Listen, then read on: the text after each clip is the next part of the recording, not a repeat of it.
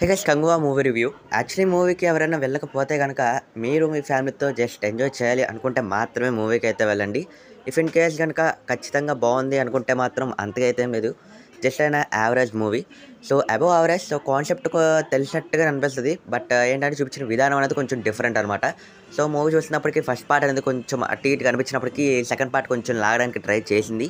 Mainly అయితే ఇంకో character అయితే ఉంది కదా! సో, ఆ క్యారెక్టర్ అంటే సూర్య గారి డబుల్ యాక్షన్‌లో వేరే క్యారెక్టర్ అయితే పెద్దగా అయితే ఏమీ లేదు.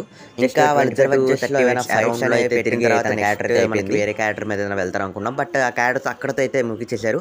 ఇక నెక్స్ట్ చూసుకున్నట్టయితే one of the main character అని అది బాబీ డియోల్ క్యారెక్టర్ గురించి అయితే మాట్లాడుకోవాలి.